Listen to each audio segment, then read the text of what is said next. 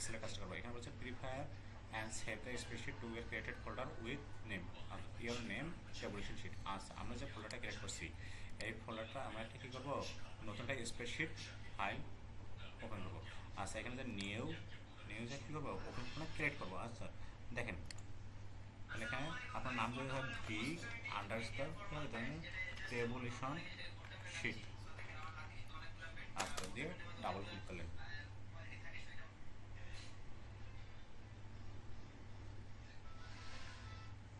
আচ্ছা এখন দেখেন তো,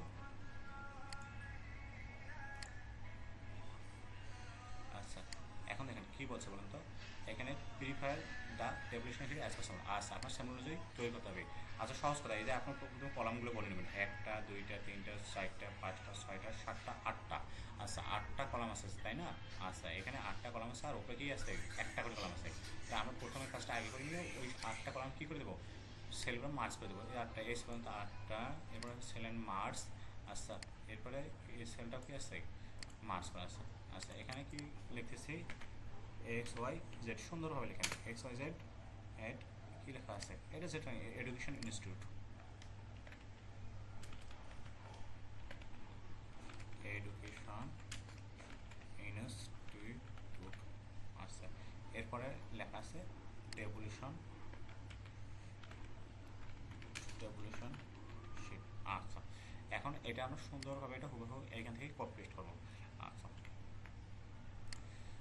দেখেন তো এখানে কি আছে, স্টুডেন্ট আইটি, এরপরে আছে কি বাংলা, তারপরে ইংলিশ, তারপরে কি ম্যাথ, এরপর আছে এফআরএস, এরপর আছে জিপিএ, এরপর আছে টোটাল, সরি এখানে টোটালটা লেখা নেই। আচ্ছা আমরা সুন্দর লিখি টোটাল, তারপরে এভারেজ, আচ্ছা তারপরে জিপিএ, তারপরে র্যাঙ্ক। আচ্ছা খুবই সহজ। আচ্ছা এখানে কত 110 পর্যন্ত নিচ্ছে না? আচ্ছা আমরা এই কাজগুলো এখন করে ফেলবো। 101, তারপরে 102 দেবো। আচ্ছা এরপর আপনার যে যেটা সহজ কাজ, যেটা খুব ইজিলি করতে পারেন, এই যে এটা এইভাবে ড্র্যাগ করবেন, ড্র্যাগ করে যে নেসেস ফোর প্লাসটা যখন আসবে যে কন্নাডের ভিতরে 110 পর্যন্ত রোডগুলো। আচ্ছা দেখি বাংলায় কী কথা আছে, বা আচ্ছা এইগুলো আমি এইভাবে ধরে ধরে তাহলে আমার পরিশ্রম কম করতে হচ্ছে। আচ্ছা এরপরে ইংলিশে দিচ্ছি, ইংলিশে 45, এরপরে দিচ্ছি কি 56। আচ্ছা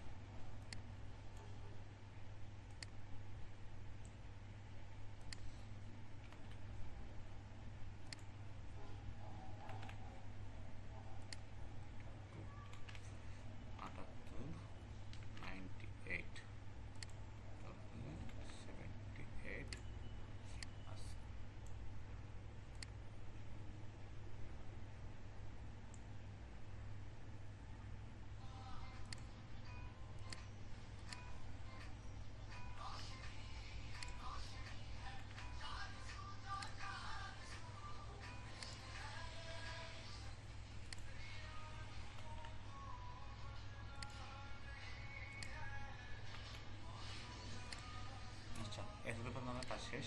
আচ্ছা এখন যে কাজটা করতে হবে, এই যে এখানে কন্ডিশন দিতে হবে, দেখতে হবে। আচ্ছা এখানে কন্ডিশনে কী বলা আছে বলেন তো, calculate total only for those student who past all subject, অর্থাৎ পাস মানে হচ্ছে 33, ঠিক তারাই পাস করবে। যারা কী করবে, যারা কী করবে অল সাবজেক্টে পাস করবে। অল সাবজেক্টে এখানে 3টে সাবজেক্ট আছে, those are students who past all subject, all subject 3টে সাবজেক্টে পাস করে। আচ্ছা যদি এখানে কন্ডিশন দিচ্ছে, তাহলে আমাদের এখানে ফাংশনটা ব্যবহার করতে হবে।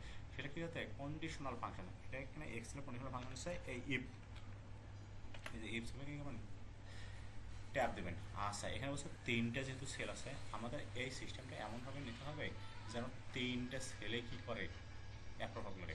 আচ্ছা আমরা ওই যে উৎপাদকের ম্যাথগুলোতে সেরকম করি না, মাঝে মাঝে যখন কী থাকে প্রতিটা যখন টার্মগুলোতে প্রতিটা মান যখন সমান থাকে, তাহলে একটা করে আমরা কমন নেই, তাই এরকম বাংলায় যেমন বলে যে রহিম এবং করিম যাবে, আচ্ছা মানে দুইজন বুঝাচ্ছে, আমরা এখানে হচ্ছে কি তিনটা ছেলে থাকবে, তাহলে এই জন্য আমাদের এই যে এক্সেলের যে প্রসিডিওর আছে এখানে বলতেছে যে আপনি অ্যানটা প্রথমে লিখবেন, অর্থাৎ যে কনজাংশনটা আছে সেই কনজাংশনটা প্রথমে লিখবেন। এখানে আপনি অরও দিতে পারেন, অ্যানও দিতে পারেন, অর দিলে হবে যে কোনো একটা আসলে ওকে। তাহলে কী করবে, টেস্ট কন্ডিশনটা কী করবে, ট্রু হবে। আচ্ছা এখানে আমাদের বলছে তিনটা যে ছেলে আছে, তিনটা ছেলে আপনাদের টেস্ট কন্ডিশন স্যাটিসফাইড করতে হবে। তাহলে আমাদের তিনটা কন্ডিশন যদি টেস্ট কন্ডিশন স্যাটিসফাইড করতে এই জন্য আমাদের অ্যানটা প্রথমে লিখতে পারেন। আচ্ছা তাহলে এখানে অ্যান্ড লিখে দেবেন, যে অ্যান্ড লিখে ট্যাব দেবেন। আচ্ছা এরপরে সেল, দেখেন এই সেল লিখেই গ্রেটার দেন ইকুয়াল 33। আপনারা অনেকে 33 গ্রেটার দেন 33 দেবেন, তাহলে হবে না। কেন হবে না, কারণ তখন 34 পর্যন্ত দেখাবে। এখানে বলছে 33 or 33 equal or greater than. আচ্ছা এরপরে আবার এই সেলটা নিচ্ছি, তারপরে গ্রেটার দেন ইকুয়াল কত হচ্ছে 33।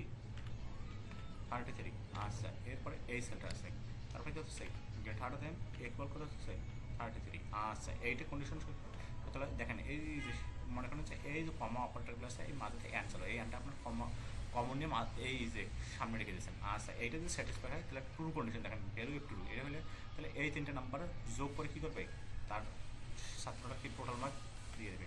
এই সাম কী করবে, এই যে এইটা থেকে এটা আচ্ছা ড্রাগন রক্ষে দিলাম।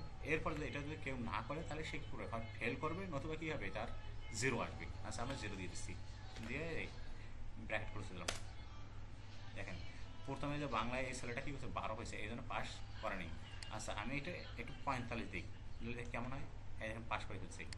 আচ্ছা এই যে এত দিয়ে দিলাম, দেখেন অনেকেই কী হয়েছে জিরো হয়েছে। আচ্ছা অ্যাভারেজ, এখানে অ্যাভারেজটা আপনি বিভিন্ন ফর্মুলা ফাংশন ব্যবহার করে দিতে পারেন ফর্মুলা। আচ্ছা এখানে আপনি সহজ কাজ। আচ্ছা যেহেতু অ্যাভারেজটা কেন বের করতে বলছে, যে calculate GPA base on average as, আচ্ছা এই যে অ্যাভারেজ এই জন্য জিপিএর ভিত্তি করি, তাহলে আমরা যারা পাস করছে তাদেরই তো জিপিএ লাগবে তাই না, আদারওয়াইজ কারো জিপিএ বের করতে পারবো না। তাহলে আমাদের কী করতে হবে, এই যে সহজ গড়ের আমরা সহজ সূত্র কী জানি, এই যে total number divided by total quantity.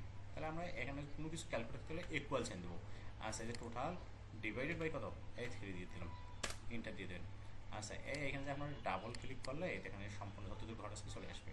আচ্ছা এখন বলছে এই যে জিপিএ নির্ণয় করতে হচ্ছে বেস্ট অন কি অ্যাভারেজ। আচ্ছা আমরা সুন্দরভাবে এটা করবো। আচ্ছা এখানে যেহেতু জিপিএর একটা হচ্ছে কন্ডিশন বলে একটা রেঞ্জ দেয়, এই রেঞ্জ থেকে এই রেঞ্জ, এই রেঞ্জ থেকে এই রেঞ্জ করলে কী হয় বলেন তো, একটা করে কন্ডিশন স্যাটিসফাই করে। তাহলে আমরা এখানে কন্ডিশন যেহেতু কথা বলা আছে তাহলে আমরা ইফ ফাংশন ব্যবহার করবো। তাহলে এই দেখেন ইফ ট্যাব দিলেন। আচ্ছা এই মানটা কথা আছে বলুন তো, greater than or equal, greater than or equal কথা আছে 80 আর হলে কথা আছে 5। আচ্ছা এরপর বলছে যে ফলস না, আমরা বুঝছি যে আরও কী আছে, আরও কন্ডিশন কিছু কী করতে হবে, স্যাটিসফাই করতে হবে, অর্থাৎ টেস্ট আছে আরও কন্ডিশনাল টেস্ট তাই স্যাটিসফাই করতে হবে। আবার আমরা ইফ দিলাম। আচ্ছা ইফ আবার এটা দিলাম কত হচ্ছে বলুন তো, গ্রেটার দেন হ্যাঁ ইকুয়াল কত হচ্ছে 70। আচ্ছা 70 দিলে কত হচ্ছে 4 হচ্ছে। আচ্ছা এরপরে বলছে আবার যে ফলস, ই ফলস না, আমি বলছি আবার আমাদের টেস্ট কন্ডিশন দেবে ইফ। আচ্ছা ইফ এখানে অ্যাভারেজ গ্রেটার দেন ইকুয়াল কত দেওয়া আছে পর্যন্ত, গ্রেটার দেন এখানে 60। আচ্ছা 60 হলে কত হবে 3.5 দিয়ে দিলাম।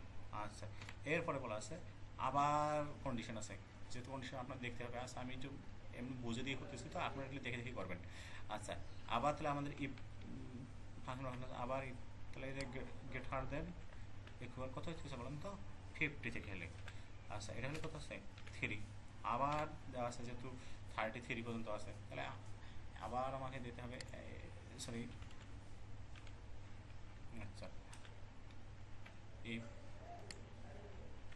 গ্রেটার দেন ইকুয়াল কত দেওয়া আছে বলুন তো 40 থেকে গেলে তাহলে কী হবে 2 হবে। আচ্ছা আবার বলা আছে যে কন্ডিশন 33-এর সে বড় হলে কত হবে, এলে 1 হবে। আচ্ছা ইফ এই সেল গ্রেটার দেন ইকুয়াল কত দেওয়া আছে বলুন তো 33 হলে কত হবে 1 হবে। আচ্ছা এরপর ফলস। আচ্ছা এরপরে কোনো কন্ডিশন আছে না, যদি কন্ডিশন না থাকে সেটা কী হচ্ছে 0। আচ্ছা এরপর আপনি ব্র্যাকেট ক্লোজ করে দেন, অর্থাৎ যখন ব্র্যাকেট ক্লোজ করবেন তখন এটা কি এই জিনিসটা লেফট দিকে সরে যাবে। আচ্ছা আমি যতক্ষণ পর্যন্ত এই জিনিসটা থাকবে ততক্ষণ পর্যন্ত ব্র্যাকেট দিতে থাকবো। যদিও আপডেট যে ভার্সনগুলোতে আছে এইভাবে ক্লোজ না করলেও হয়, অটোমেটিক নিয়ে নেয়। আচ্ছা এইভাবে দিয়ে দিলাম। আচ্ছা, এখন আমাদের এই যে এইখানে দেখেন ক্লিক করলাম, সুন্দরভাবে চলে এসেছে সবগুলো। আচ্ছা, দেখেন অনেকে কী করছে যে আবার 33.5 পেয়েছে। আচ্ছা, এখানে এই যে এই নাম্বারটা অনেকগুলো বেশি হয়েছে, এগুলো একটু কমই দেওয়া যায়, 8, 9, তারপরে দেখি অটোমেটিক্যালি সবগুলো চেঞ্জ হবে। আচ্ছা, 45, এগুলো আমরা জাস্ট সিলেক্ট করে দিচ্ছি, 78। আচ্ছা, আপনারা কিন্তু সবগুলো দেখে দেখি করবেন না, এগুলো কিন্তু ফান নয়। আমি যেহেতু ভিডিও করার সুবিধাতে এগুলো করে দিচ্ছি, আপনারা কিন্তু সুন্দরভাবে এগুলো করে দেবেন। আচ্ছা, যাই হোক, এই যে যারা দেখেন যে ফেলে যে 32 হয়েছে, এরা কিন্তু পাস করেনি। আচ্ছা, এরপর একটা জিনিস বলছে যে এরপরে হচ্ছে র্যাঙ্ক বার করতে বলছে, rank according to total use. আচ্ছা, টোটাল নাম্বার আপনি কী করতে হবে, আপনার র্যাঙ্ক বার করতে হবে। আচ্ছা, এইখানে যে একটা র্যাঙ্কের কাজ করবেন, আর এনকে লিখে দেবেন, এই যে তারপরে এই ডাউন এরো দিয়ে কী করবেন, ট্যাব ক্লিক করবেন। আচ্ছা, এরপর নাম্বার। আচ্ছা, এই যে টোটালের এইটাকে সিলেক্ট করবেন, আপনার এইটাকে সিলেক্ট করতে হবে, করার পরে একটা কমা দিতে হবে, মানে ওই নাম্বারটা আপনাকে দেখাইতে হবে যে ওই নাম্বারটা কত নম্বর পজিশনে আছে। আচ্ছা, কাদের সাপেক্ষে আছে, এই তাহলে দিতে হবে যে রেফারেন্স কাদের সাপেক্ষে, তাহলে এই যে এটা সম্পূর্ণ। আচ্ছা, এখানে একটা কাজ করা হয় যে যেহেতু শর্টিং করা হবে, এই জন্য আপনাকে লক করতে হবে বা রেফারেন্স করতে হবে, এই জন্য সাথে দিতে হবে ফাংশন কি F4। এই যেখানে লক হয়ে গেছে, এটার ফলে কারো হবে না। আচ্ছা, আপনি জিরো থেকে ডিসেন্ডিং অর্ডার দেখবেন না এসেন্ডিং অর্ডার দেখবেন, ওটা প্রথম ওটা বড়, এটা কি ছোটো থেকে দেখাবেন না বড় থেকে দেবেন, আপনার আমি ডিসেন্ডিং অর্ডার দিই, তাহলে এই দেওয়ার পর কী করবেন, ব্র্যাকেট খোলা। আচ্ছা, তারপরে ইন্টার দিলেন। আচ্ছা, এই যে ইন্টার দেওয়ার পরে এই যে এখানে দেখেন, এই যে ক্লিক করে দিলেন, এই দেখেন যেটা 8 আছে, 0 পাইছে সেটা 8 আছে। আচ্ছা, এইখানে একটা কাজ আছে, আপনারা অনেক সময় বলতেছেন কি যে এটা আপনার শর্টিং আকারে দেখাইতে হবে। আচ্ছা, এইটা সুন্দরভাবে এই যে দেখার জন্য আপনাকে এই কাজটা এইখানে দেখেন, এই জায়গাটা সিলেক্ট করেন খুব সুন্দরভাবে। আচ্ছা, এইখানে আপনি অত কিছুতে যাবো না, এই যে এইখানে যে এই যে শর্ট, এই দেখেন যেখানে ফিল্টার করবেন। আচ্ছা, এইখানে আপনাদের একটু দেখা দেয় যে এখানে ফিল্টার করবেন।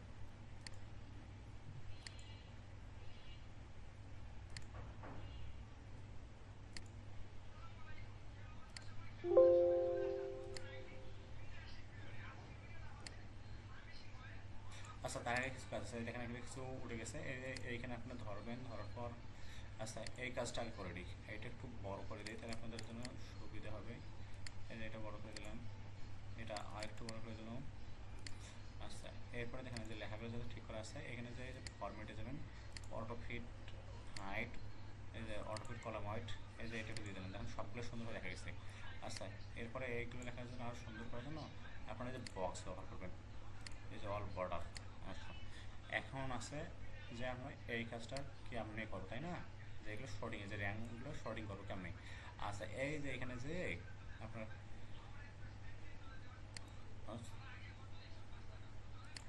এই যে ফিল্টার করছি, এই যে ফিল্টার করার পর এই যে দেখেন যে শর্টিং এর যে ফিল্টার। আচ্ছা, এরপর আপনি এই দেখেন এখানে ক্লিক করুন, এখানে শর্টিংটা কি স্মল থেকে লার্জেস্ট হবে না লার্জেস্ট থেকে স্মল হবে, এই দেখেন সবগুলো চলেছে স্মল থেকে লার্জেস্ট। মূলত এই যে আমাদের সেলগুলো যাতে উলট পালট না হয়, এইগুলো চেঞ্জ করার জন্য মূলত ওই সেল লকটা করা হয়েছে। আচ্ছা, এতদূর মনে হয় আপনারা বুঝতে পারছেন, এতটুকু কথা বলে আপনারা ওকে, ধন্যবাদ।